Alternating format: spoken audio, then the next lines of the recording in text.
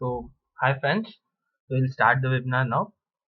So, first of all, I would like to congratulate all of you for competing with lakhs of students across the country in very competitive exams, be it like CAT or XAT or a SNAP or NMAT and so on. And you have been successfully able to clear one step and got calls from these schools.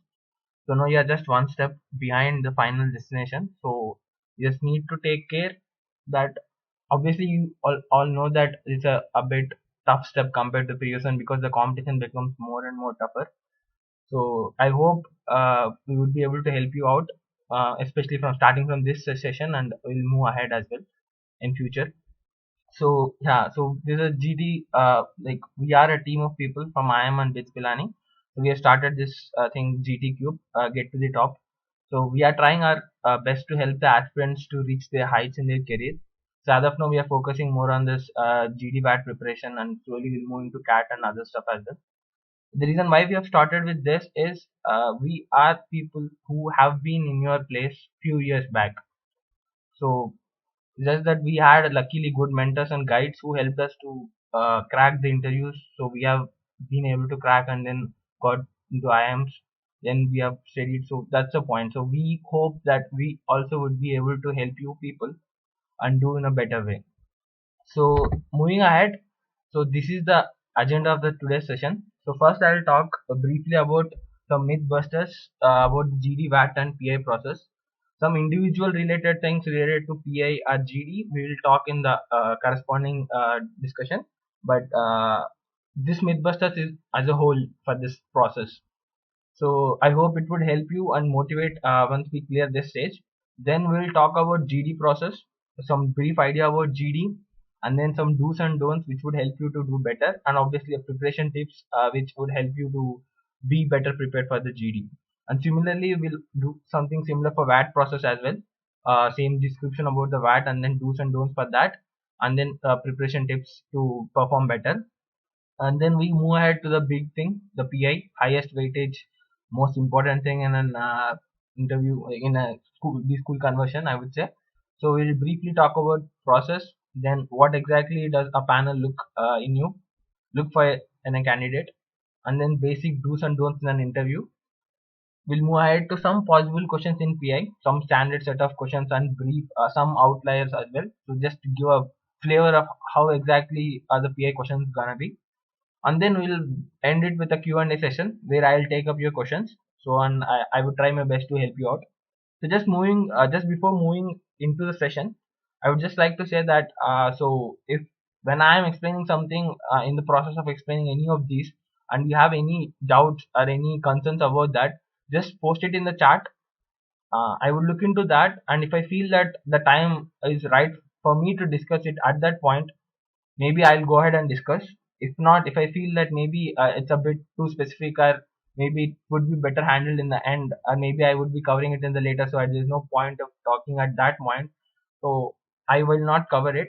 So just keep in mind that if I'm not answering that, it means that it's like left for the end. So just post that question again in the end, and I will definitely answer that part. So just moving ahead. So starting with the Mythbusters part.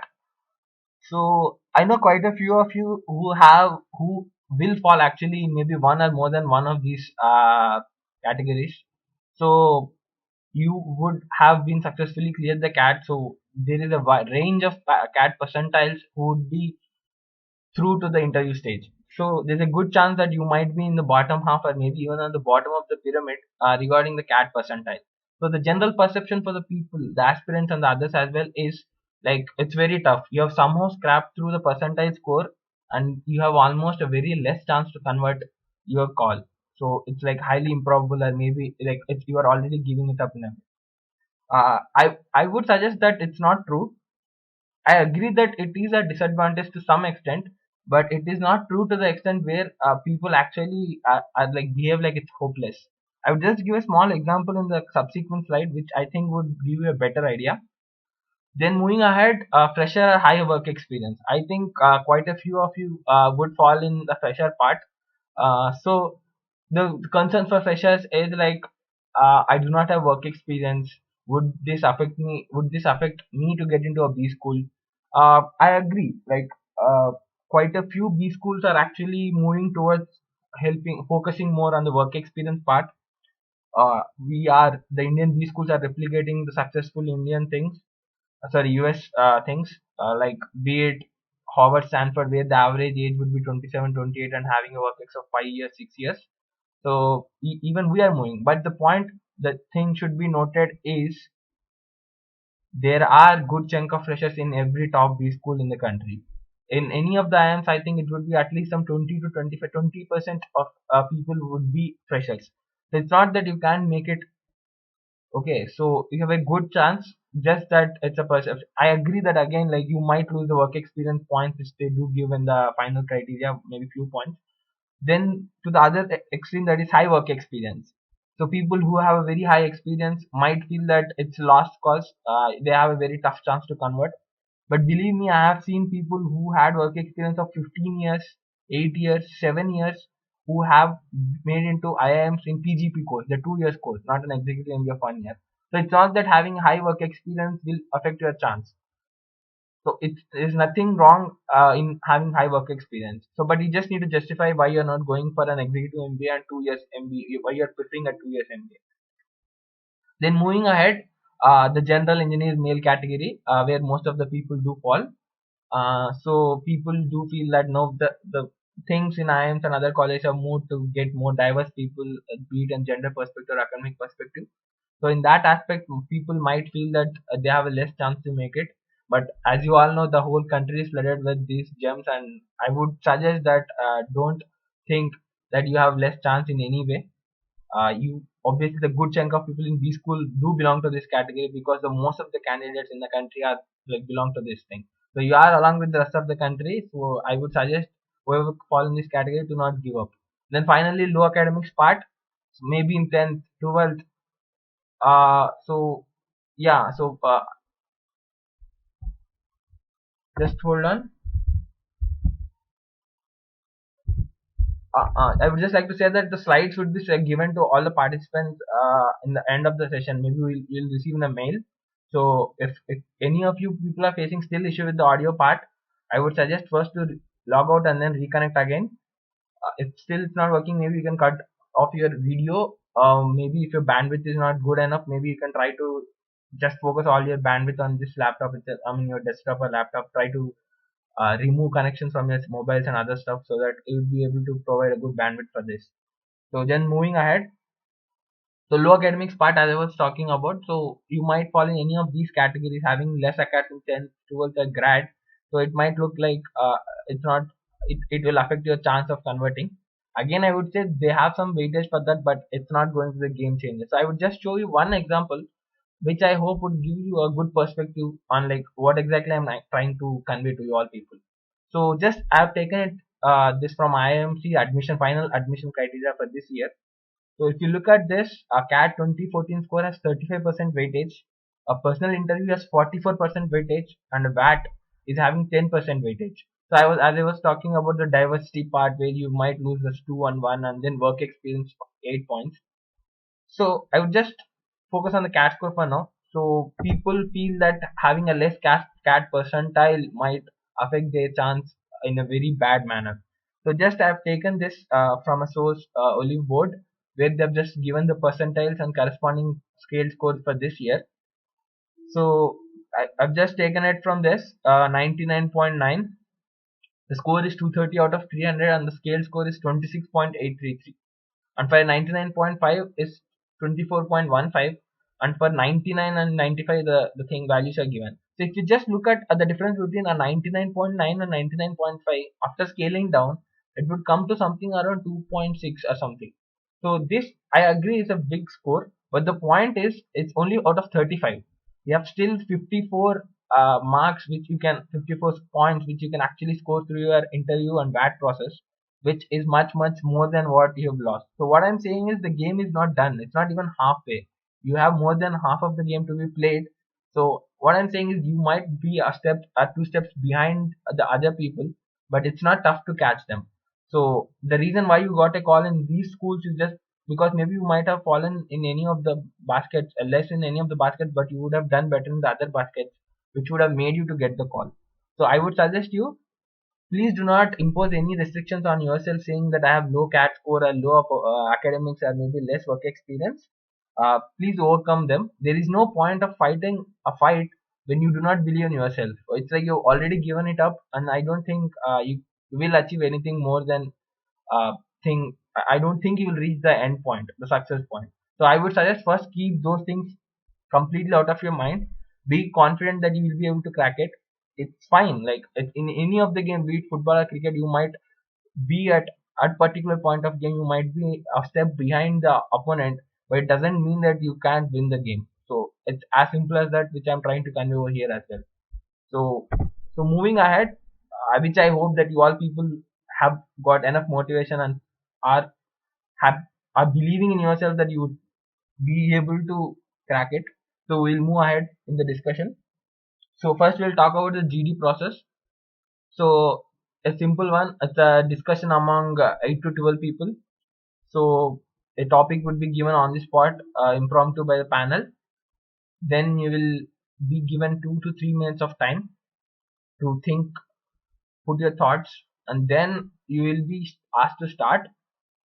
Then in the end, you might be asked to conclude or summarize. So there are quite different types of GDs you would see in different B schools. First, I'll talk about these. Like in an IIFT, for example, they would give a topic, would give you some time, 2 to 3 minutes. Then they will ask everyone in an order to actually introduce the topic. Okay, so the question which people have is like, I'll answer that end. So please do not make sure that you actually utilize those 2 to 3 minutes properly, so that you would perform better in the GD rather than trying to actually start fast. So in a way, it might look like it might go bad, or might be that you might have the advantage starting first. So we'll talk about that later. So continuing on this part. So in an IIFT GD, you will be given chance to actually talk in an order, introduce the topic. Then the open forum will be there, so where everyone can discuss. In the end, again, everyone will get the chance to conclude the topic, summarize or conclude the topic. So this is like a best thing I think you will see in a GD. But most of the GDs in IIMs and other B schools will generally be an open forum right from the start, and no one would get a chance because of panel asking you to talk or something. That rarely happens. And if a panel actually points you out and asks you to summarize, in the middle of a GD asks you to talk, it means that you're performing very bad in the GD. So that's why the panel felt that he should give you a chance. So just try to keep that in mind. So the topic that could be asked in a GD can be categorized in these things. So it could be current affairs related topics, maybe GD topic on Make in India. Should it be implemented or not, or how advantage and disadvantage, stuff like that. Maybe planning commission, which is scrapped by Narendra Modi. So affects like what are the effects of that and stuff. Then it could be an abstract topic. Be like the sky is black, men are from Mars and women are from Venus. Like these topics, you should keep in mind that you should show your creativity in this. So when the whole group is discussing on something, I would suggest you, when you're taking your time to think down, think the 2 to 3 minutes, just try to think as many diverse points as you can. Do not just try to dive deep into each point. Try to think in different dimensions and keep them ready with you, because the whole group is discussing in 1 or 2 points. If you just pitch in and try to get a different dimension, that's where you actually score and you cut ahead of the others. So again, moving ahead to the classic and general topic, these are the ones which are like persisting problems, pertaining problems which you would be seeing in the society. It could be health issues, poverty, inflation and stuff, which can are a topic to be discussed throughout the at any point of time in life. So I mean, like in any year, what exactly I mean. So then we'll move ahead. The case-based discussion, which is there for few colleges like Nasimonji, etc., where you'll be given a page of case. You'll be given some time. You need to read the case. It would be generally a business case, uh, and corresponding, maybe it could be linked with some ethical issues, or it could be maybe some normal business, completely related to business aspect or something. So you need to read the case. The first thing you need to understand is what is the problem being posed in the case. So why exactly the whole discussion should happen. So what is the key thing which is hidden in the case. If you do not get that correct, I think the whole discussion or the points which you try to make would go outward rather than actually being more helpful for the discussion. So just try to understand that. And then next, try to see the stakeholders who exactly are going to get affected with whatever the things you can do. Depending on that, you can continue ahead with the discussion. So we'll just move ahead to the do's and don'ts in a GD. So first thing, write down your ideas in a sheet of paper. So when I said that you have 2 to 3 minutes of time, please understand that that is the most valuable time you can get in a GD. Okay, so please do not try to. The reason why I'm saying is, in a GD, you would be multitasking already. Like you have to wait for your chance to like speak. It's not so easy for like it's not like you'll be given a chance to speak. It's like you have to grab a chance to speak. So you will be already focusing on that aspect where like you would be looking to look for a pass and just pounce upon it. Simultaneously, you should also listen to what others are speaking, because if you can counter some points with some good arguments, that would fetch you a good point. So you should be listening to them. So you are already listening and trying to generate some points, and then you're also trying to uh, can we write? Okay, so then you should just try to actually focus on so you'll also focus on pouncing upon to speak. So if you do not utilize these 2 to 3 minutes properly, you will not have good ideas left in your pocket to discuss in the GD. Like I would say, on the top of the mind, most of the students do get a very similar ideas.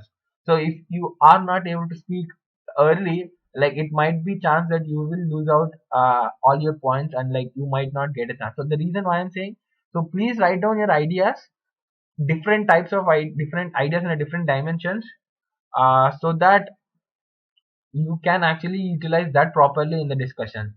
And again, I'm repeating, this PPT will be shared to the attendees, so don't worry about that. So don't make any notes if you are so worried about that. You'll be getting the PPT anyways. And moving ahead, yeah, do not, yeah, so I will just continue about the ideas in a sheet part. So when you are writing down the ideas, just write down very briefly. Like suppose the topic is on make in India. So the thing you can write is like, when you make in India, it's like your exports will go down and your imports will go down and exports will go up.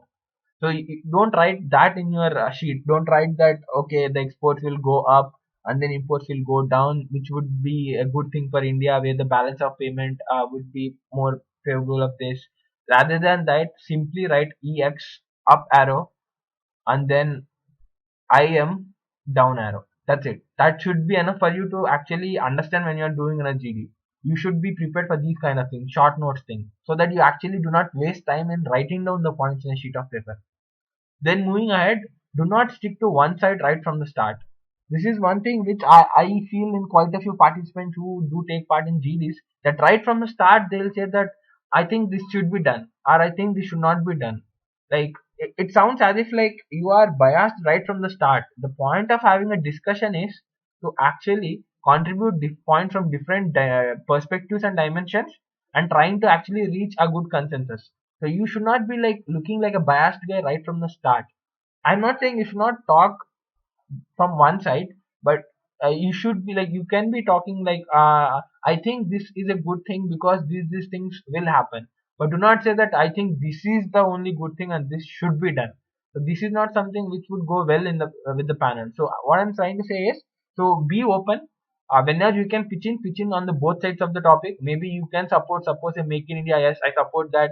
It would generate more jobs in our country. It's a good argument in favor of that. Maybe on the opposite side, maybe you can talk about the other point, saying that maybe because of which when you have making the thing in country, maybe the pollution would go up in the country. We are already facing the issues. The environmental issues are there with the industry. So you can talk with a different perspective.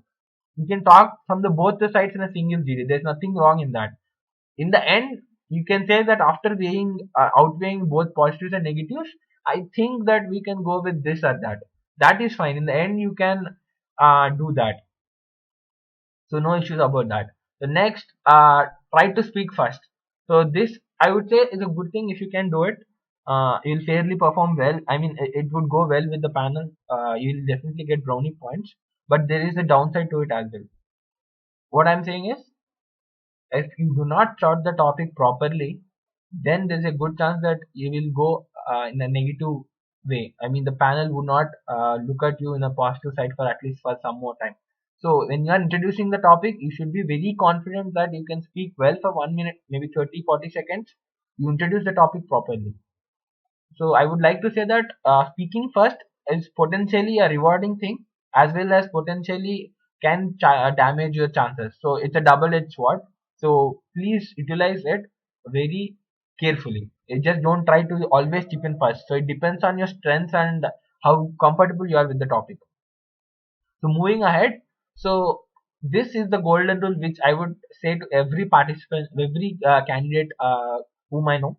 Like you have to make a point in a GD in the first 4 minutes. If the GD is for say 10 to 15 minutes and you do not make a point in the first 4 minutes, I would say that like you are like non-existent in the GD. The panel would not even remember that there is a candidate sitting there trying to pitch in something. So I would say it might not go well. This should be the rule which is your top priority. Maybe you are like not having a proper idea on the topic. Maybe you are not clear what to talk. Maybe you do not have a proper point. Maybe the point which you want to talk is already taken by someone else. But still you pitch in some point, even though it's not of a high quality or good quality. Just make sure that it's not very bad. Just try to pitch something in the first 4 minutes. It shows that you're at least trying to take an initiative. I mean, you're trying to participate in the group discussion. Like if you don't even do that, it looks like this guy is not able to do it, or maybe he's not interested. So that both of them would not go good for you.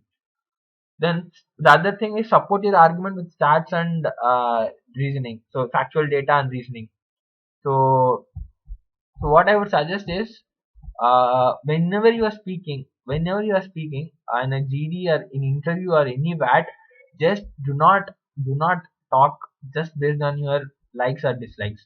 Like so if something topic is based on Narendra Modi, do not say that yeah, Narendra Modi is a good leader because I like him. He's a good leader. He has good leadership qualities. These looks like very what do you call it, personal biases thing. Yeah, you will have, everyone will have their own opinions, but I'm saying is you have to support that using some factual data. Maybe you can say that the growth rate in the Gujarat has been this. Maybe you can talk about something like the manufacturing industry, how it has grown in Gujarat. So the reforms done in the labor field where it has actually made it easy for the businesses to enter. So all these things could be substantiated saying that he is a leader, a good leader in this aspect or that aspect. So these things are better than just saying that uh, I like him, he's a good leader and stuff like that. So I hope you're getting the point. So whenever you're preparing, you have to have a good set of your stats and factual data. Be it about the GDP growth rate or be it about the split of GDP in terms of service sector, manufacturing, industry and your agriculture, workforce involved, inflation rate, CPI, WPI. You have a whole lot of things which you should having a good knowledge about, which I'm very sure your competitors, the other candidates would come prepared. So you should not lag behind that part. So next, bring diverse points to the discussion. So as what I have been telling right from the start. So when your the whole discussion is going in one direction, if you can get a new point, that would definitely fetch you good points. And behave properly with others in the GD. This is one important point. So please try to understand that the things which they look in a GD is your communication skills, your ability to think through the topic and argue in a proper manner, and at the same time how you behave in a group, how you actually because this is a very important thing as you become a manager. So they look at that aspect very carefully. So you should make sure that you give others chance and listen to them. When you are speaking, look at all the people in the group. Okay, don't look at the panelist or anyone else. Look at all the people in the group, and when someone is speaking, you look at him or her. So don't just look at somewhere. Then when do not sound arrogant when you are talking. Assertiveness is what is good, but not arrogance. So there's a very fine line of difference between these two. I hope you will I mean, like, it's not so easy to differentiate both, but make sure that maybe it's nothing bad to actually be less assertive rather than trying to be more assertive, and it might cross it and go into arrogant level. So it's better to be on this aspect, on this side of spectrum, being a bit less assertive. And then do not cut down others, and do not get into personal fights. Please, like, this is a very common thing that happens, that some people do personally take it. Maybe you're countering someone's point, maybe he takes it personally, and then he start one-on-one conversation with you. He will not look at others. He will try to just justify his own point. He'll try to talk to you in a, so what I'm trying to say is, okay, listen to that, and then the next point you should make should be a different thing, or maybe to the whole group. Do not, you also do not get offended. Do not get offended and just try to make it even more personal. So that would not go good for either of you, which would affect your chances. And if someone else is doing that, you are not involved in the fight, some two people in a group discussion are fighting, so just hold for some time. If still the fight is going on, I mean the people are continuously talking to each other and you people are not getting the chance, I would suggest cut them. There is no problem. Cut them and say that we understand what you are trying to say, but I think we should also focus on the other aspects, and let's continue with the discussion, and then you pitch in some point, or maybe you stop there and someone else will pick it up. So please do not let this happen. If this happens, the whole group also loses, because you are losing a chance to speak. That those people are fighting, which anyway will go negative for them, and you people are not getting a chance to speak. So the panel do not have enough chance to actually give you better point marks. So yeah, so again, show your seriousness and interest to the panel. Do not play with your pen or cap or with your dress or anything in your vicinity, I would say. Just concentrate on the group discussion. Do not look at your watch or something else. Looking at watch to just check what's the, how long the duration the discussion has been happening, these are fine. But just focus on the group and like listen to who is speaking. That shows your seriousness and interest. Otherwise the panel might feel that this guy is not interested. And please do not give weird expressions when someone is speaking. It might look like a very, for you it might look like a blunder, like what the hell is he speaking. It's fine, but still please do not show it in your face so evidently. You just take your time and politely go and say that I think what you're trying to say might be this, and maybe I might not agree with your point. What I personally feel is this. That's fine. Do not say that you are wrong, you are incorrect, or do not give some weird expressions on your face like what is he talking, man. Like please do not do that. Then forget about the panelists, but keep in mind that the panelists are present in the room. So what I'm trying to say is, do not look at the panelists at any point of time in a discussion. Let them do whatever they want. It's not your duty. It's up to them to do what they want. I agree it might affect your chance, but it's not in your hands. So they might be chit chatting, they might be discussing about the whole group's behavior, or they might not look like interested. They could be some panelists could be looking at somewhere, might be he's not interested. So, but you can't do anything about that. It's like that's beyond your control. So please do not get distracted from these things. Just participate in the group discussion. That's the best thing you can do.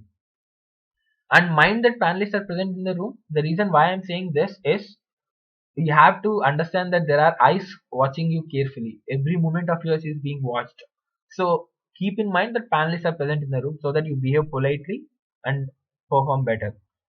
And then no over smartness. So what I mean by this is, like I've seen quite a few times people do this. Like they try to show their leadership skills or initiative taking skills in the GD evidently. Like they say, I think this guy hasn't. Like I think this guy wants to pitch something. Let him talk. Something like that. So they'll try to show to the group panel actually that this guy actually is more like a leader. He's trying to give chance to others and stuff, which is a good thing if you ask me. But the point is, it has gone to that extent in the recent times that the panelists themselves understood the reason why the people are doing it. And I'm saying it frankly that I talked to many of the IIM faculty when I was in the college. So like they themselves said to me when I was talking about this point that I we can understand it clearly why a person is doing that. So please do not do that just because there could be a chance that that guy is not actually having a point to talk. Maybe that's the reason why he's not talking. Maybe he's not interested. So why do you want him to involve, like, get him involved, and like he might be embarrassed and you might also be face the same such condition. So please do not do that. But at the same time, step in during chaos. So there could be a chance where the whole group is in a chaos. Like everyone is discussing, everyone is like fighting and trying to put their points, and no one is like able to understand what's happening. So this is something which you have to try to take control, because the reason why I'm saying is there are many cases, n number of cases where the whole group got checked just because of the chaos created in the GD. Look, IIMs and other colleges right now do not have that Like they do not check the groups and like they not cut them from sitting an interview, but at least you would be getting very less marks in a GD. So when you are so bothered about having 2 marks last in the CAT score, as I was comparing their 2 marks or 3 marks, you might lose much more than that out of 10 in a group discussion if you do not actually do well in this. So because some people are not doing correctly, it might affect your chance as well and others as well. So that's not a fair thing to happen. So what I'm saying is, so take the initiative over there. You say that I think we are actually getting distracted from the topic. Listen, everyone. Please try to do it in a much more organized manner. We are not able to understand it or something like that. Just try to increase your voice over there. There's nothing wrong to be a bit. I'm not saying aggressive. A bit aggressive, trying to control the group. That's where I would say you are showing your leadership skills. That is a fairly good thing, but you have to handle it carefully. Otherwise, the reason why what I'm saying is the whole group would get checked off, so it might affect your chance and others as well. So then moving ahead to the preparation tips part. So I would suggest to first focus on the recent happenings in last 6 months to 1 year. In the worst case, at least prepare for the last 6 months. I would say after the Narendra Modi's government, what exactly has happened in the country, be it in terms of economy, be it in terms of political. It could be about Obama's visit in India. So India's relationship with the international countries, China, Japan, Russia, USA. It could be anything. So political, economy, environmental, business related, obviously important, economics. So these all things are the things, these are all the topics which you should be well aware of. So the best thing is to be well aware of the last 2 years happenings. At least moderately prepare for 6 months to 1 year, depending on the availability of time. Start from trying to focus on the last 6 months and then moving slowly to that 1 year and 2 years part. So next, prepare for the classic topics. You never know. So these are the classic topics you might get something related to that. So men versus women or terrorism. So the recently the fighting that has happened in Pakistan, the terrorist organization has actually killed so many school students, school kids.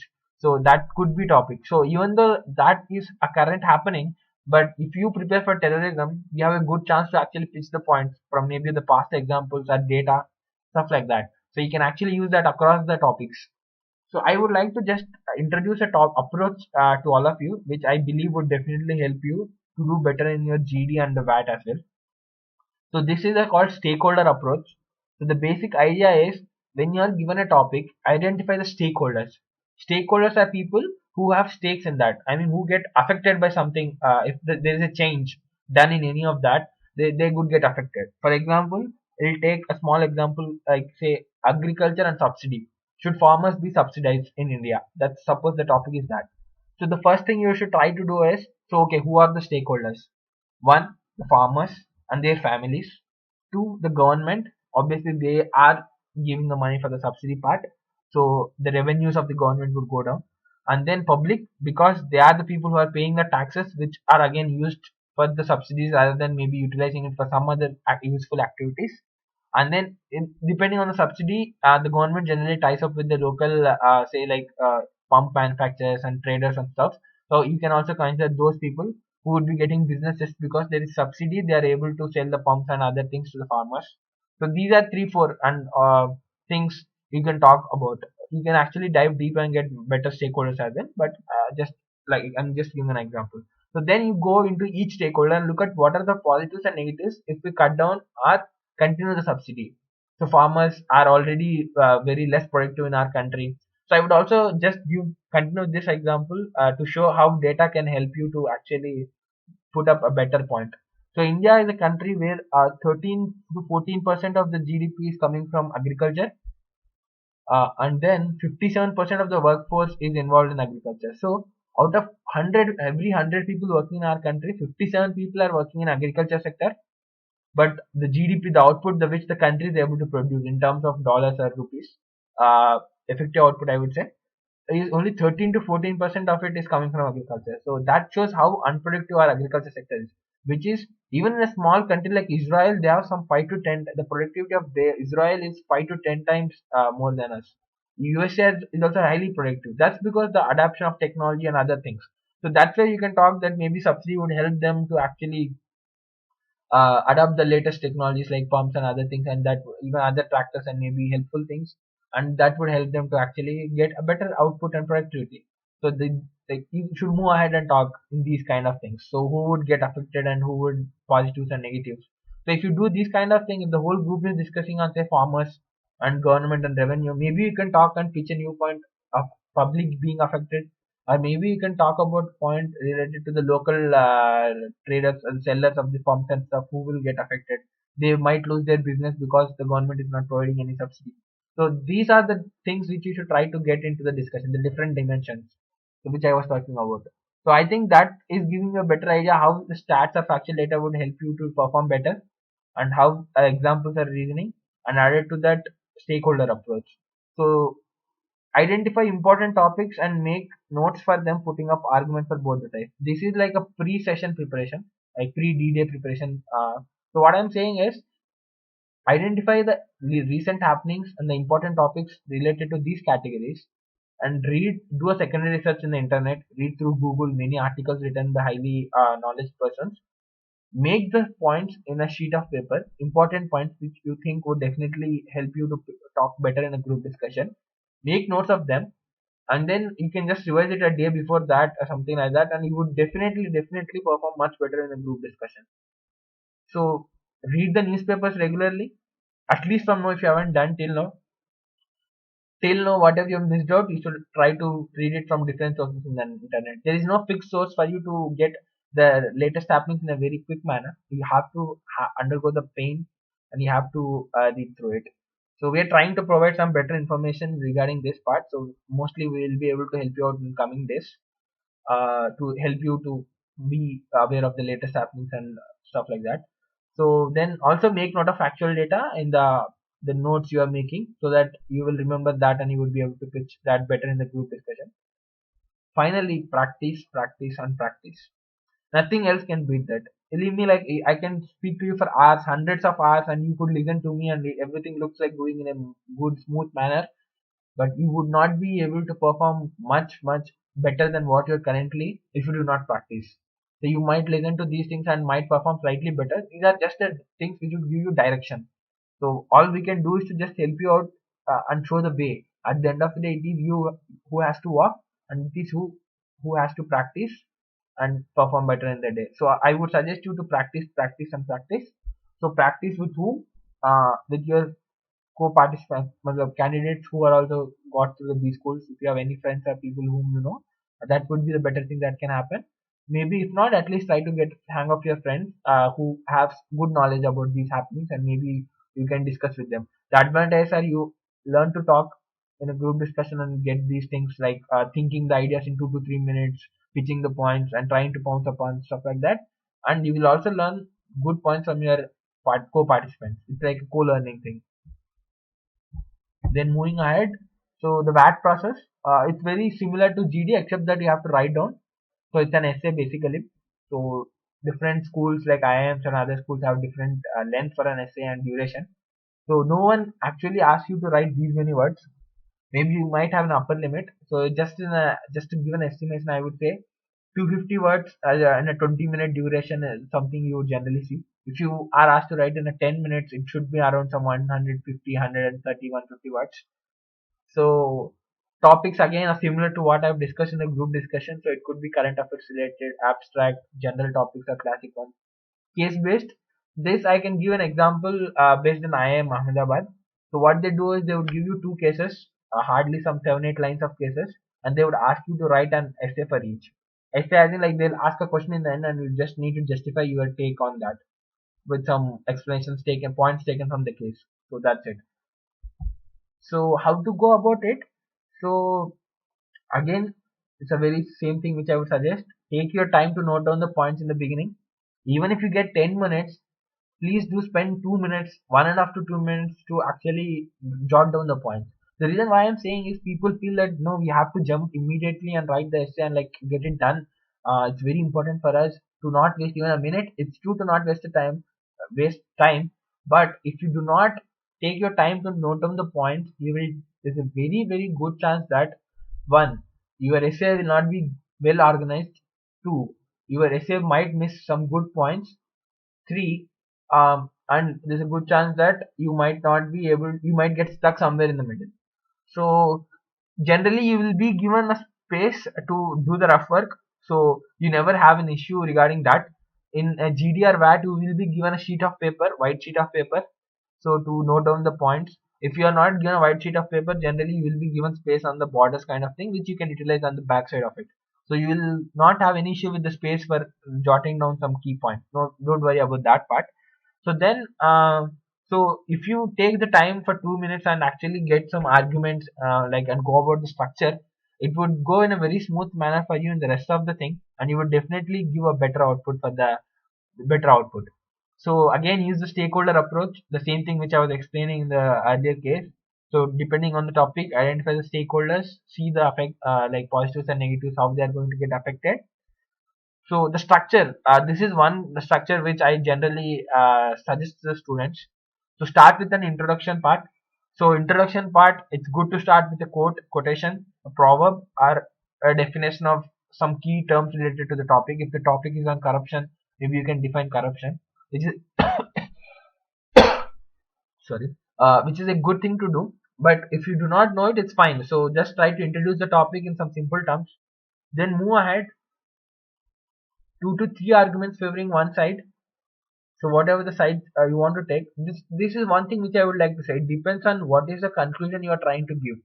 So when you're jotting down the points, depending on how good your arguments are, you might, maybe you have perception of maybe favoring something or not favoring something. Even if you actually outrightly favor something, please do not forget about writing the opposite of it. I mean the negatives of that.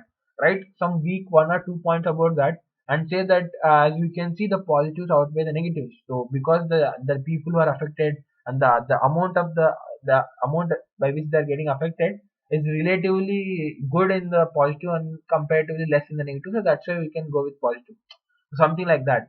So but do not miss on not don't miss on writing the negative side. So it shows that you're actually thinking from both the sides, but you found the other side to be more favorable, and that's why you have favored that. That's fairly good enough. You are like behaving logically. But if you just write on one side, it shows that you are unidimensional and you have only single perspective. You do not think from other side of a topic. So this is the format. So write 2 to 3 arguments favoring one side of the discussion. Generally, that would be obviously the one which you would be writing favorably in, and that I suggest to go with this. Then 1 to 2 points favoring the opposite side. But if you feel that you actually have a good weight, both sides are like neutral, you want to be neutral, you finding both the points are looking to be equally good, then it's fine. You can just write in the end itself. So it looks like we can't have a clear winner in this, so I would be neutral. So it's fine to conclude in that way. There's nothing like, there's no rule to say that you have to stand on one side. Yeah, so this I agree what the idea what Abhinav was talking, like this is a structure which I'm giving you for generally topics which where you can argue. But when you have something like an abstract topic, the thing which you should do, this structure would not work out. Thanks for pointing out. Abhinav, I've actually missed this out. uh, you should actually try to bring different dimensions. So as I am talking, one paragraph after the intro part, maybe at the end of intro, you can say that, see, you can interpret this particular topic in this manner and this manner. And the second paragraph after the first after the intro part. So that is the second paragraph. You could elaborate one perspective. Then maybe you can move ahead and elaborate another perspective. And obviously, you won't have a proper conclusion for an abstract topic. You can just keep it saying that, so these are the different ways where one can actually interpret this topic. So that's fairly good. So where you don't have any arguments in this aspect, in this part, so you'll just go ahead and try to get a different interpretations of the same topic. That is something which you do in this, in an abstract topic. This structure would be for a topic where you can actually argue and say favorable or unfavorable kind of thing. So then do's and don'ts. Do not jump into writing from the start. What I've said. Quotations, definitions in the intro part, good to use, but not a mandatory thing. Use examples and factual data, which again I have talked about in the group discussion. It's always good to justify your arguments using good examples or factual data. So then moving to the, do not use quotations and proverbs if you are not sure.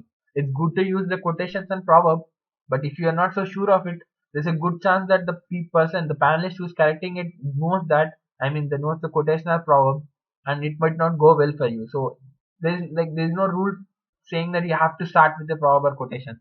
If you're not getting it, don't waste your time thinking on something to start very creatively. Because even though if you start writing very creatively in the first paragraph, if you lose the time, uh, then you might not perform, like you will not complete the VAT actually in the end. So do not get stuck at this point and make sure that you complete the VAT. This is the very important tool which you should keep in your mind. Irrespective of how quality your VAT is, still the point where you have written but you couldn't complete it, that would definitely not fetch you the best marks. That would definitely cut down maybe 2 or 3 marks out of your 10. So what I would suggest is, please try to get a balance between quality and the time. So it might be that you are like, you can write like a Shakespeare or someone if you have enough time, maybe say rather than 10 minutes, maybe 20-30 minutes. But the point is, you are not given that time. So you have to understand that and appreciate the fact, and try to be a bit little less, maybe an Indian or someone like an Indian author, and do it something like somehow manage to complete in time, and you are decently, you have done a good job. That's fair enough. You don't need to give the best. That's the best thing you can do with your in your time limits.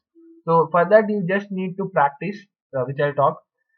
Maintain positive note on the topic. So please, as I said, think on both the sides, and do not like sound right from the start that you are biased on something and like you go against it, or maybe you go only in favorable of something. So then do not get personal in the VAT and look unbiased. So it might be, suppose the topic could be something like women managers are better than male. So that could be potentially a topic which has appeared in quite a few VAT and GDs. So if you are a guy, maybe you feel that no, it's not, because you being, maybe you are personally biased to that part, that no, I don't think so. But the point is, when you are talking that, please do not get your personal biases into the thing. So justify it, proper examples and factual data, saying that maybe a company has done a research, maybe a university has done a research, and they have actually studied the top management people across the top 50 companies in the somewhere, and then they found out that there is no difference in performance between a male and female manager. That could be fairly a good start to justify that. So there is no difference. So something like that would actually be a better logic. Maybe you can give some simple examples rather than actually trying to be saying no, there is no difference, or maybe no, male is greater than female. So please do not do these kind of stereotypical or biased opinions. That would not at all go well in these kind of things, especially. So then prepare for the current. The preparation tips would stay the same. The same I have suggested for the GD. Generally, in quite a few colleges like IIM Kozhikode and IIM Lucknow and other colleges, they give the same topic for VAT and GD. So you will be given 10-15 minutes. You make VAT, then you will be asked. They'll collect the papers, and then you will be asked to start discussing. So in this manner, so the topic is same. Some people like IIFT and other colleges will give you two different topics for both. So it's fine, but still the potential topics are same for both. So just make sure that you keep that in mind. So the preparation would be again same, the current happenings and the classic topics, utilizing a stakeholder approach, important topics and making notes to put arguments from both the sides, newspapers regularly, practice and practice. So the way I would suggest to combine both GD and VAT preparation is, take some topics, list out the topics, take a topic, maybe two topics a day, read through in the internet, search it, read for maybe 1.5 hours both the topics together, maybe 40-45 for each. Then close everything, take your time and write down a page of an VAT. So basically the VAT of say 250-300 words on the topic. So in this manner, you would be obviously taking, in a way, taking the notes. As you just read it, you will not miss out the facts and other important points. You will be noting down in a sheet of paper, and you will also have the practice of writing a VAT with a time limit. So with this, you would definitely improve yourself over a period of time. See, there is a good chance that you would not be able to complete VAT in the given time. So please practice it properly to make sure that you are at a good pace. Your writing is at a good pace. I know quite a few would have worked, maybe would have lost touch with writing at the pace which is required for this. So you can just imagine writing 120, 150 words in a 10 minutes. It's not so easy. So just you have to think as well, right? So that's why just make sure that you arrange the time properly and do it correctly. Then we'll move ahead and talk about the PI process, the important thing, the big one. So basically, it's an interview taken by a panel of 2 to 4 profs or alumni. So highest weightage in the process goes for 10 minutes to 1 hour. So generally 15 to 20 minutes. The thing I would say is, There is nothing like you can't say that an interview going for 10 minutes is bad or going for 1 hour is good or something like that. There are cases where I've seen people have just had interview for less than 10 minutes and made it to IIM, Excel, or AFMS and other top schools. And at the same time, there are cases where people had undergone an interview for 1 hour and they didn't make it. At the same time, vice versa, there are people who had people who had interview for less than 10 minutes and they couldn't make it. People who had for 1 hour got grilled completely, came out of it completely demotivated, but still they made it. So you can't judge something like on the basis of duration. But what I'm trying to say is be prepared for a 1 hour interview as well. So generally it would be less than 30 minutes, or maybe 15 to 25. So you need to have that patience and the like you have to handle the stress for that amount of time. So please understand that. So then the interview could ask questions. The interviewers could ask questions related to personal, career, academics, and anything under the sun. You will. I will justify this once we move ahead to the possible PI questions. So, but please keep this in the mind that the interviewers can ask you anything under the sun, and you don't have any chance to justify that. That said, I don't. That's not relevant for like you to ask me at for this MBA interview. So questions depends on B school and more importantly panelists. So you can't judge, you can't decide that okay these set of questions would be asked for me in a particular B school. Generally, on the basis of past experiences, people would have some perceptions. Like say for example, IIM Calcutta is known for its quant questions. Like they generally post a lot of integration, calculus, maybe probability, statistics questions in an interview. So it's known, and I would say like you can take that they are definitely gonna ask you. So be prepared for that, but it doesn't mean that everyone will get it. So it completely depends on the panelists and the other IIMs and other B schools also can ask you. There's nothing to say that no, only these people will ask this and these people will not ask that. Be prepared for anything. As I said, anything under the sun. So what do they look at? So in a PI, so first thing they want to know you better and see if you fit in their B school and also in industry in the future. So basically nowadays the trend has been that B schools are trying to make sure that the people are actually have a potential candidates to get placed in future and perform well in the industry. So they look at the value you can add to the batch and B school. So what value you can add in terms of diversity, in terms of your experience and stuff. So because B school peer to peer learning is very important. It's equally important as a faculty what faculty teaches. In every B school you have this like case study discussions and stuff where you people have to come prepared and participate. So it's completely like how good your batch is and how good they are helping you out think in a different directions are the things which would definitely help your learning curve. So then analytical skills, which partially are already checked in your aptitude test through CAT and other GTCube, etc. But they'll still look at that in a different math, beat puzzles and other possible varieties. And ability to cope in stressful conditions. So B school life is indeed stressful. Believe me. So I myself had a time where we had 6 quizzes on a particular day. We had a presentation, we had an assignment submission in the night 12 o'clock, and then we had a presentation the next day. So this is obviously in a worst, like one which tends to the worst condition. But generally, you are in the B school life is very stressful, where people are highly expected to work hard. The load would be at a different level compared to an undergrad level. Even compared to work life, maybe unless until you come from some finance background or something, I would generally consulting or something. I would generally say it's high on a high level compared to even work. Like so, they'll just check if you are able to handle in a stressful conditions. The point is basically once you get out of these school, the work life would be like that. If you look into a finance company, an investment banking, or consulting in a top things, you have to work an average of 16 to 18 hours. That's what they expect you to work for. So I think that so it's justified. Like you have to undergo stress over there. So if you can't handle it, then there's no point for you to do an MBA. That's why you are not suitable for a B school. So they look at that part. Are you able to handle the stress? Ability to learn from your past. So this is one thing which is done very frequently in interviews. Like they'll check out the things you've done in your past and what have you learned from that and what are you doing now. This will give them a brief idea about what you will potentially be doing in the future. So like learn what did you learn from your mistakes and stuff like that are the questions which they ask you to actually understand these parts. Arrogance, carelessness, please, sorry, you can go back. They don't even like want to see these kind of people. So approachable, calm, appreciated. So please try to portray these things in an interview. You should sound like an approachable guy. You should sound to be cool guy, calm guy. You should not look like someone who is careless or maybe arrogant. It's not like you feel that I've achieved these things in my life, so I deserve to be here. You have to say those things, but it should be said in a different manner. You should say that, sir, I am good. So you should not sound as if like I am the only one who is good. So I think you understood the point. So do's and don'ts in a PI. So dress appropriately. So this is two words where actually I might can spend even potentially an hour to explain these things. So but I would just try to cut it down in 2 to 3 minutes. So basically for guys it's suit or formal wear.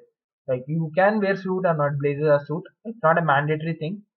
So just I will take the questions in the end.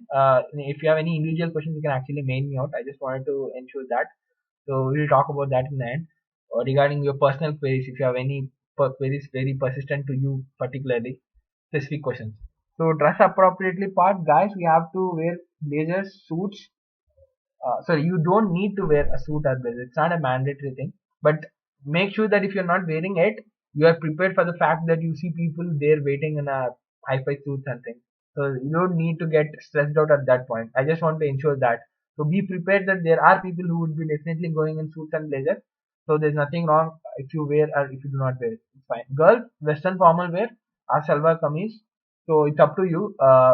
Then majority do again go with the Western formal wear in girls. Then we talk about shoes, polish them properly, nails, hair, cut it short. And for the guys, hair, cut it short. Nails, ensure that you have proper one, it's clean and neat. For guys and girls, I would preferably suggest girls to not go near the nail polish for next few days. If you can stop yourself, that's good for all of you. And again, do not wear the jewelry. So minimal jewelry is highly appreciated for girls. And make sure that your clothes are properly ironed and like the guys have shaved, etc. So the thing which I would like to say here is it is you who is going to set in an interview GD and VAT and undergo stress and like to like you're already in tense mode and like you will be stressed even more. So please ensure that your dress do not actually add up to your stress and your uncomfortableness wearing it. So please ensure that you wear something which you are happy wearing it. It might not make you look handsome or beautiful. That's not the point at that particular day. The day or at the D-Day for this MBA interviews is to make sure that you show to the panel that you are a worthy candidate of being in a B school. So that there are other days for you to wear. You can actually wear your jewelry and other dress and stuff. So I hope you understood. Then we'll move ahead and say like stay confident. So that you have to ensure you have to show it to the panelists through your body language, be it handshake, good eye contact and stuff. Voice and smile. Ensure that you have smile on your face. That is gonna be a good asset for all the people. I would say it like that. Like smile is something which can actually create a pleasant atmosphere over there in the interview room. So you keep smiling in a controlled manner. It's not like you're laughing or something. Just maintain a good smile. That would definitely go well with the panel. Voice. So you should show you're confident that you're confident through your voice. So every word you speak will show that. So and then listen to what panel is saying and ask for the clarification if you don't get it.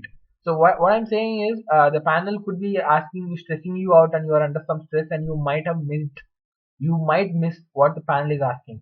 And if you do not get the question correctly, there is very less chance that you will answer it correctly, irrespective of how easy it is, how easy the question is.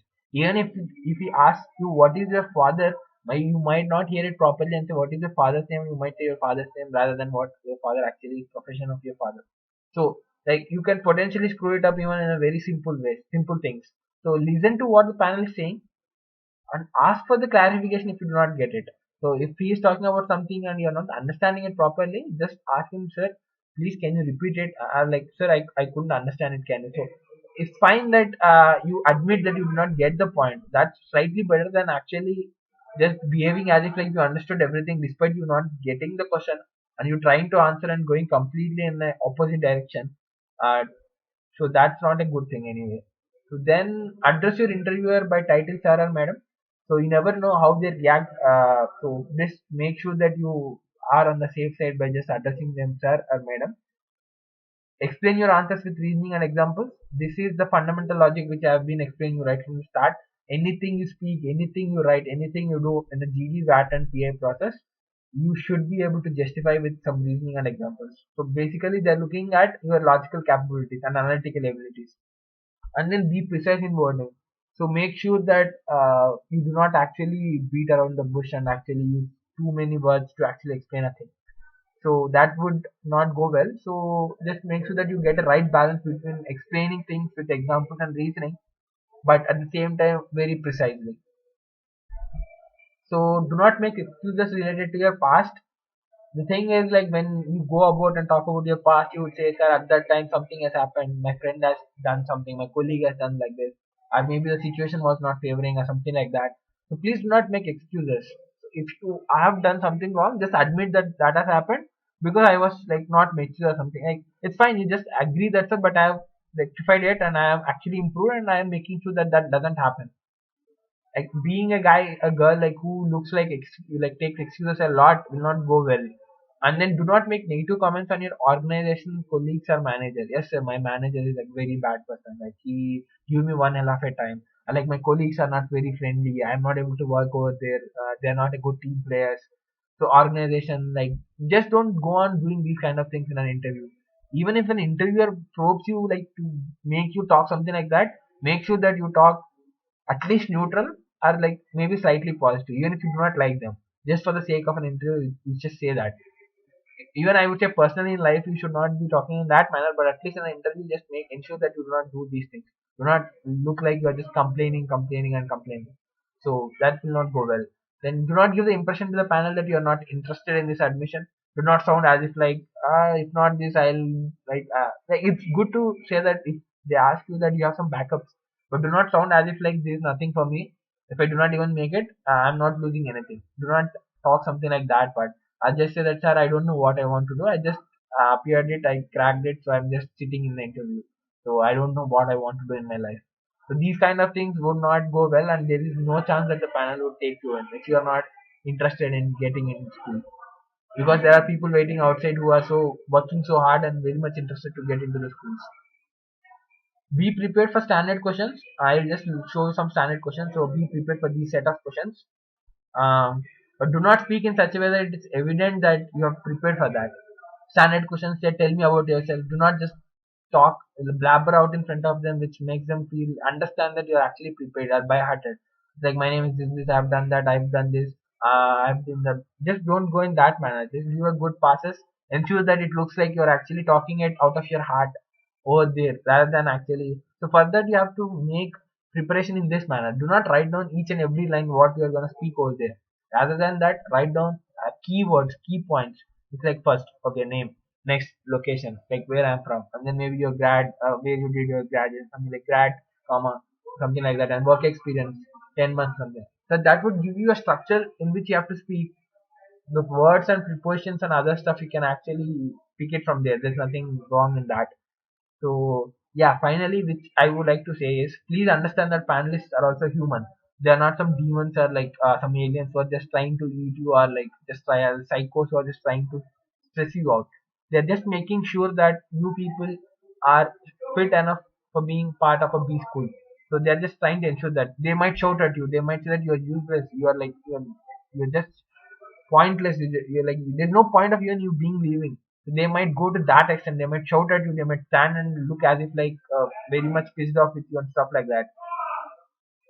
But don't worry about that. They're just trying to stress you out more and more and more to ensure you to see where you will break. So everyone will break down. I'm not saying that, but I'm saying don't break down so easily. Please try to understand that point, that these people are just trying to just stress you out. So be cool. It's fine. They're just putting up a show over there. So just don't worry too much about that. Even if he's saying that you're useless, you're worthless, he might personally feel that you're personally very good. As like, you're academic wise, you are talented and everything. He's just trying to stress you out. But so do understand that. Do believe in yourself. They're just trying to stress you out. There's nothing wrong even if they say that you're useless and worthless. You still stay confident. Even I would say in life, someone says that you're useless, it's fine. Maybe he might find you useless, but there are millions of people who are waiting out and they will obviously appreciate your talent. So don't worry about that point. So I would say in the interview, do not like give in two interview panelists and just cry. There are people where they have cried. Stress interviews are one thing which generally happens, and people do come out of it crying. Like they give up in the middle. Like it goes to that extent that he shouts and shouts in the middle, and he asks very tough questions. People will not answer the questions properly. Sir, I would say, sir, I don't know. Sir, I don't know. And it goes to an extent, finally say they ask you like, what is your father's name? And they say, sir, I don't know. Because they are not thinking, like they've given it up in the mind, like they're still thinking about the questions which they couldn't answer. And the guy shouting at them, you're useless and worthless, he feels that, okay, now I have messed this up, what should I do? So he's not focusing on that. So please make sure that you do not do that part. So stay, uh, what I'm saying is like stay strong. Don't worry about that part. Let them scold. It's fine. They know it. It's not that you're useless. They appreciate you, but just that they're just trying to stress you out. I'm stressing this point so much because this is the key thing which would actually help you out in an interview. Then I'll just show some examples questions which could potentially be asked in an interview. So these are some standard set of questions. So tell me about yourself. Maybe 1 minute, 2 minutes. Sometimes they'll ask, tell me about yourself in 2 lines. Or maybe tell me about yourself which is not written in the form. So generally all the B schools do ask you to submit some form. So they might ask you to like, tell me about yourself which is not written in the form. So I have read the form, I know a good amount of you, but tell me what do I know, what should I know about you which is not written in the form. So generally if you have not written the strengths or weaknesses or anything in your form, talk about that, your achievements in life. But if you have even filled those aspects, you have to be prepared for something else. So make sure that for whatever the B school you are attending, what have you written in the form, and so what are the new things you can actually speak in an interview when this question is asked. So your biggest achievements and failures in life. What did you learn from your failure? So strengths and weaknesses. So achievements and failures in life, and what did you learn from your failure? What I would like to say is, do not say that, sir, I do not have any failures. Like, I haven't failed in life. So this is what a prof actually said to me, that see, there's a theory which I do not remember the name. It just says that if a failure doesn't happen, it has to happen at some point of time in the world, in this world. So if you haven't failed till that point, it means that there's a very high probability that you will fail ahead somewhere, because you haven't failed till now. There's a good chance that you will fail in some time in the future. So potentially, why should a employer actually hire you? Because see, there's a good chance that you'll make a mistake when you are under him, rather than a person who has actually worked and somewhere and he had made mistakes. So the potentially probability of him making a mistake is less. It's just it's not a very logical argument, but what I'm trying to say is, so please make sure that you do not say that, sir, I haven't done a mistake in my life, I haven't lost like there has never been a failure, I'm completely successful guy. Please do not do that. Just dive deep into your life. You will get some good examples, maybe small ones. It might not look like a big failure for others, but please make sure that you have some enough ones in your pocket to actually talk about in an interview, and give an example as well to that. So achievements part, obviously, I think everyone would have some examples. So just talk about that, be it in your college or acad part or some extracurricular activities, or maybe in your work or anything achievements you got, some awards or something, scholarships, or maybe you've cracked any exams and stuff like that. So strengths and weaknesses part, strengths I don't need to talk about that, but weaknesses I would like to just make sure that you understand 2 to 3 points. Number one, please do not give silly examples for your weaknesses. Be like, sir, I watch TV a lot, or I eat food a lot. I am a food lover, so I'm a foodie, so I eat a lot of food. So these chocolates, I eat chocolates a lot. Something like this. These are the silly things. Please do not give these kind of things. So next kind of thing is, do not say like showing positives in a negative manner to just ensure that you're not putting really a weakness. Like, I work too hard. It's like I am too detail, like oriented to attention. Like attention to detail is my weakness, where like I focus a lot onto this. So in a way, you're actually trying to show your strengths and a weakness. So that is a very very old strategy which will not work anymore. Panelists would just laugh at it and like leave it. So I would rather say that really look at some of your weaknesses and pick it up. But at the same time, ensure that you do not actually put your weaknesses, be it like I'm very lazy, which would not go well. Like, or sir, I'm very weak. Like, you can say that maybe, sir, I do not have one example. I will just try to give. It should be individualistic. So please understand that whatever I'm saying are just some examples. You should actually get things out of your life. That's where you can actually justify an interview, rather than if someone gives you some idea and like you just go and say the same thing, it might not work well for you. So you have to make sure that the things which fit you as a person. So like the example could be that, sir, I am like not able to give actually constructive feedback to someone on their face, a negative feedback I would rather say. So if you're working in a team, he did something which is not of good quality, but you want to comment on that, but you are not able to, just because of the reason that you feel that he might not take it positively. So you have some fear somewhere. So yes, it's an inability of you to actually give a negative feedback on someone's face, which would obviously lead to a suboptimal result when you're working in a group. So which is a slightly an acceptable weakness. So sir, I'm working on it. So I'm working on it and I'm trying to actually improve upon it, and I'm giving feedback to my colleagues or maybe group projects which is done in the college and stuff like that. So you can say, I hope I would be able to do it properly in coming days. So yeah, the second question would be, what are you doing to cover your weaknesses? So you should talk about that in your weaknesses part. The example which I'm saying. So never ever say, if even he asks only weakness, just do not say your weakness and leave it. Just talk one, two lines more about saying that I'm trying to improve, I've done something and I have improved or I am trying to improve. At least say that you are trying to improve. Then questions related to your work profile. So what do you do in your job? What are the skills you have learned? What is your takeaway from your work experience till now? Or maybe internship, if you haven't worked till now but you have done some internships. The question comes, then why MBA? So it seems like your work profile is good, or maybe you are like looking like you're loving your job or something like that. So you can't say, no sir, I don't love my job. No, no, I'm not loving my job, or I don't like what, so that's why I'm shifting. So that shouldn't be an answer. It should, maybe you can give it if you're very confident that you can justify that. I don't know how one can justify that, but I personally feel it's a very risky bet. If someone is willing to take, it's up to them personally, but I personally suggest to show that you actually need an MBA to grow in your career. If you've already worked, maybe you feel that, or maybe that you learned that the management is your cup of tea after joining an engineering or some undergrad, where you have actually worked in teams, maybe organizing committees of some festival or something, where you worked in a team. You felt that you have good leadership skills or something. For that, you need to again justify some examples like what you have done in the past to show that you have done something which made you realize that you are fit for an MBA. Then future goals, short term and long term. So what are your short term goals? Like after an MBA, 2 to 3 years, what are you planning to do? So what do you plan to actually get from an MBA and stuff like that? Long term goals are something like 10, 15, 20 years.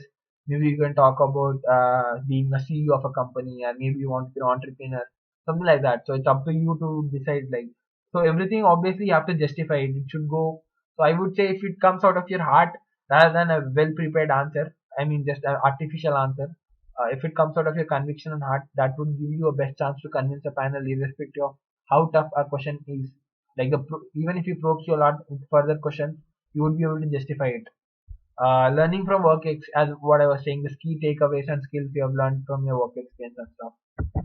And then hobbies and interests. So what are your hobbies, interests? So suppose your hobby is a favorite, like reading books. So what is your favorite book? So what did you learn from, like what are the things you liked in the book? Like inspirational character in a book, a favorite author, or what do you like in him? I mean in his writing, stuff like that. So sports, people who love to watch sports, they might ask you like, okay, why do you follow that? Football, cricket, or maybe a club, or maybe a team. So what do you like? Are you a fan of Sachin or MS Dhoni? So they might ask you who is an inspirational person in your life. So you might relate it to your hobbies. Maybe he's a musician, or maybe a cricketer like Sachin, or maybe Messi, Ronaldo, or anyone. So it's up to you. Or maybe even a personal family members like your father who stood by your family, or maybe your mother, maybe your grandparents, your uncle, anyone, a friend, even a friend whom you like really get inspired. So what I'm trying to say is like when these kind of questions are asked, rather than a well-made answer, if the answer actually comes out of your heart, you will be actually speaking with conviction over there. Your eyes, your face, your expressions, everything would actually make the panel feel that this guy is really meaning it. He's not just making it up. So that would definitely come because it's coming out of your heart. So then the questions could be on your family, like what is your father, mother, brother, and like what are they doing, something like that. The profession of your father, the company in which he's working. Then the positions of responsibilities you have taken in college, maybe you are in placement committee or organization committee of your festival, secretary, president, anything like that. So they'll ask you what did you learn or what did you do over there, and something related to that. So moving ahead, I'll just show you the outliers kind of thing, the tough ones, which would I would say the intention of like showing these questions is not to actually create fear or something, but these are real life, real questions which have been asked in IIMs and other B school interviews. and it happens very frequently. It's not as if like these were the only 4 5 questions which have occurred in past 20 or 30 years. These are the ones which have occurred in hardly some 10 15 interviews in last year, last 2 years, something like that. Some examples where I've looked and taken them from. So they might ask you, when did Battle of Plassey take place? So the answer is, I think, 1750 57, if I'm not wrong, or 1575. I'm just confused. So the point is, to be very frank, I don't think that Battle of Plassey has anything to do with you being an MBA grad in future or even an MBA student. So why exactly are they asking this question? So like, what is the intention behind it? So does it really make you a good fit for an MBA if you are a guy who is interested in history? Might or might not be. So that's not what they're looking at. So even if you do not answer it, the way you go ahead in the interview is something which matters for them. So they'll ask you these tough questions. It's good if you answer it. And I agree that there are some questions which they ask you and expect you to know. Like for example, they might ask you, what are the 7 states in Northeastern, the 7 sister states in Northeastern India. And I can assure you, majority of people actually cannot answer it. And I can assure you, people even who answered it, if they are asked the questions related to capital of it, most of them would again would not be able to answer it. So these kind of questions, I would say they might not take it well. So you have to be prepared for that. But again, questions like Battle of Plassey, this question: are you fan of any sports? You might say that yes, like cricket or football. So they might say dimensions of a cricket ball, a pitch, a length of a wicket, or maybe the bat, or maybe the pitch length, and maybe the width and the dimensions of that.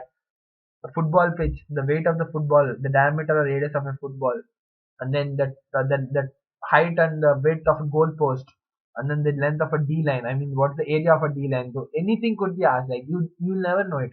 So again, these kind of questions are very common for sports people. The worst thing that can happen is they might even ask you something like, what are the runs, or like the total runs scored by Sachin Tendulkar in his first class career, a total wicket number of wickets taken by Shane Warne in his first class career, not an international career, it's first class career. So it's something which not, I think most of the people do not know the answer who are sitting there.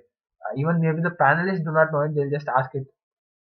It's fine. Like, so even they might ask you, if you go from Mumbai to New York, what are the sea bodies by which you will be flying? So this is the question which has appeared in an IIM interview. So it might, so here you need to have some idea about the world map. So you need to know, like, if you go from Bombay to New York, maybe you can say that if I use Lufthansa Airlines, maybe I'll go to Frankfurt there and then from there to New York. So what is the route and what are the sea bodies you will be actually touching upon. So for that you would be able to answer it if you have some good idea about the world map, the oceans and stuff and other countries which are there. So uh, these are the questions which are like very way outward, but again they could ask you questions on integral calculus, probability, which you have done in your school, 10th, 9th, 11th and 12th. Calculus is like 11th and 12th stuff, but differential calculus again 11th and 12th. Maybe they can ask you basic stats and probability which you have done 9th and 10th, or high level ones which you could have done in 11th and 12th. Maybe you can also face questions from physics, chemistry, biology, social sciences like history, geography, civics. They can ask you even to list out the 7 fundamental rights. So you fundamental rights in the country. So you never know what they'll ask. So I'm just trying to say that you can prepare for everything, but you should be like trying to do your best with whatever the time you have and make sure that you prepare well enough for a different kind of thing. So first you should be well prepared within your limits, like your personal life, your career related stuff, and then the recent happenings would be the next level. The third level would be something like your battle of history, geography and stuff. But your school studies, I would say you should be in your second level of preparation, like calculus, probability, which you would have done, and there's a very, very good chance that they ask you this calculus and probability. The quant-based questions, the math questions are very common for engineers. They can ask you functions, draw the graphs of function. They can ask you these questions, so you should be prepared for that. The worst thing that they can pick some course from your engineering. If people have done an optimization and operation research based on inventory management and stuff, they might as well ask these questions. If the panelist on the other side is from a quant or operations department, you never know what they'll ask you. So this is from my side. So we'll just have a small Q&A session. So if you people have any doubts, so I'll take it for another 10-15 minutes and I'll try to clear all your doubts. Then if you still have any doubts, I'll just show you like multiple ways. We have a Facebook page. I hope everyone will like you would have already liked it. If not, please like it. It would obviously help you because we will be updating quite a few things in the coming days, which would definitely help you in your preparation and future webinars and other things which we are trying to launch would definitely be there. So we'll know all the updates. And we follow on Twitter. We have our own website GTCube, which is not done yet. It's a beta version, but you have the contact page working where you can actually write to us your questions. Even in Facebook, you post your questions. So, and again, we have our own mail ID. I'll just type it out in the chat, so you can also mail to us your personal questions. So from this, I'll be starting to take the questions. So I'll first start with this. In IIM interview, if the interviewer asks me if I get IIM and IIM, which one will I choose? So what should I answer? So I would say, like, this is a very tricky thing. I agree to you.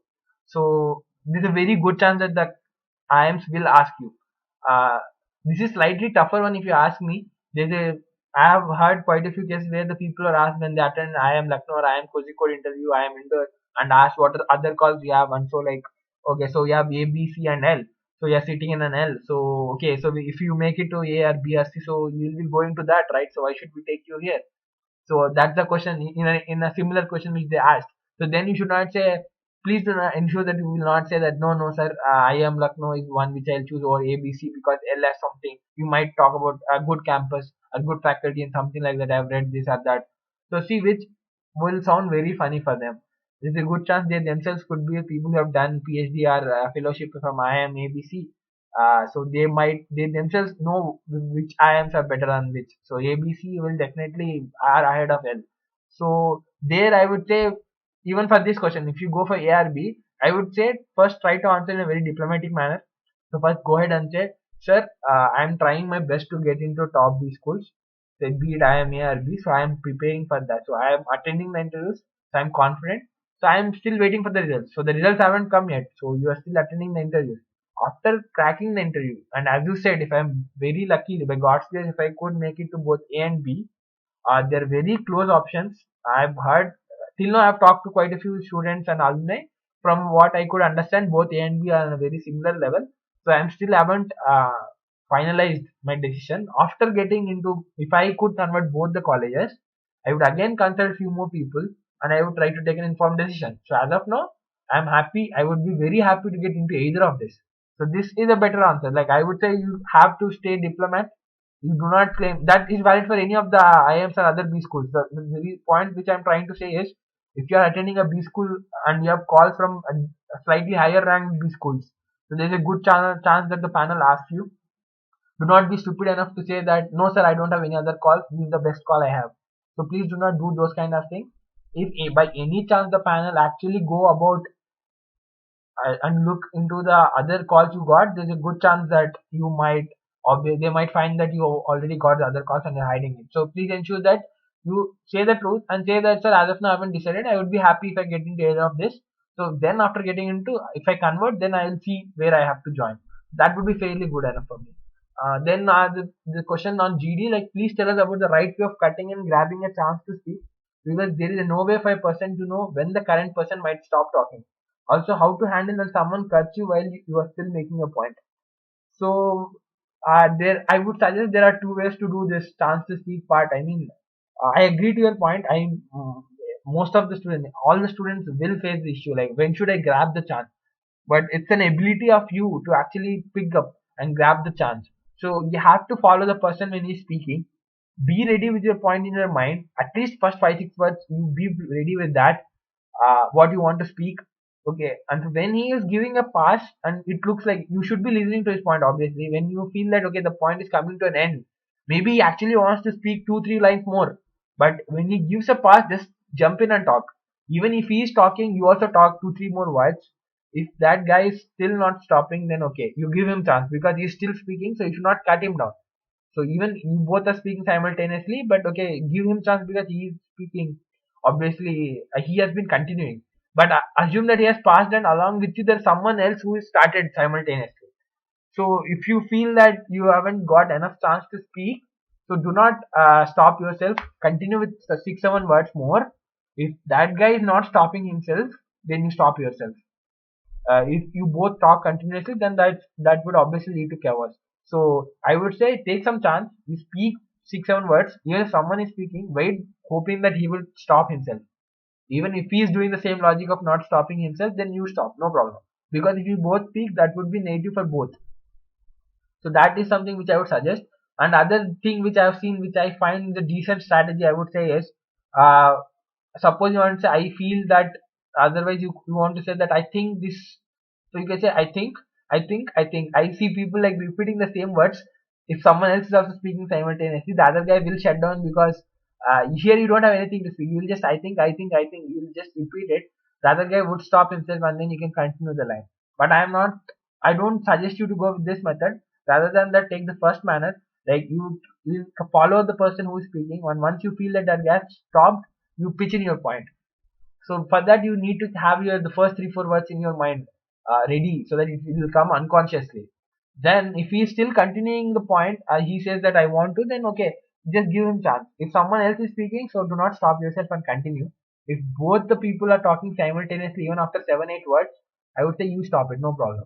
But if this is happening continuously, and if you are not able to speak, then I think you have to take a risk. Obviously, rather than not talking, maybe you have to talk and try to cut down others. So that's something. See, I would suggest you have to be a bit. Have to change your strategy depending on how your groups behave. I have participated in various group discussions where the groups are very giving chance to others, or accommodating, and like there are other times there are people where 2-3 people who actually show their arrogance, like when both of them are simultaneously speaking, he says, see, let me complete it. So this is not something which you should do. You should not. Okay, if you are speaking and someone is cutting, then you do this, as you said, how to handle when someone cuts you while you're still making a point. Just say that, hello, let me complete my point, and then you can talk about yours, and then you continue your point. So when you're still speaking and he's cutting down, then you say that, excuse me, I haven't done my point, please let me complete my point, and then you can continue with yours, and then you go ahead. There's nothing wrong in doing that. That's really a good way of doing if someone is cutting you down. So then how would you handle a question like, do you have any questions for us? So what I would say is, there are three things. I mean, I would say I would say three zones where you can land.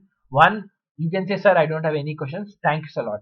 So this is okay. The other one is like, you say this, yes, I have, and asking a very stupid question.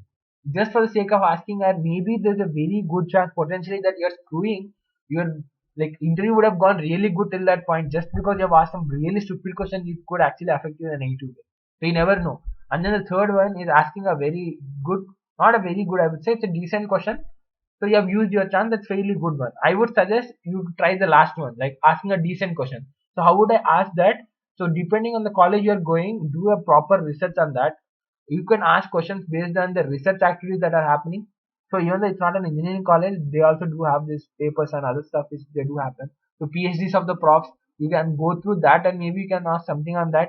Maybe it's a slightly tricky. Rather than that, pick on something like the foreign exchange options you have. So most of the B schools give you a chance to actually have an exchange program with foreign B schools and do it. So you can ask her, how useful is that? So what I have seen the partner institutions, they look to be good. So how useful is that, or how many students do go it? So do the foreign exposure, is the component really good? Something like that. So which actually might not be helpful for you to know it. I mean, if you get to the school, then you have many sources to understand that part, whether foreign exposure is valid, is good or not, whether you would want to go with foreign exchange or not. But the point what I'm trying to make is that shows the panel that you are interested in the college. You are fairly knowledge about the college, the activities that happen in the college. Maybe you can talk about the clubs or departments. Sir, I am interested in this part. So how active is this club? Like what activities I have seen, these activities, something like that. So this would show that you are interested in that, and we are giving the panel not a very serious question which would affect your potential candidature. These are the questions which are like completely outside your interview based thing. So it's not related to your candidature or your personal profile or anything. It's just something you're asking to know more information. So which I would suggest would show that you are interested. At the same time, you have asked the question just for sake because the panel has asked. So you have asked. So that's fairly good. So I think it answers your question. So any more questions?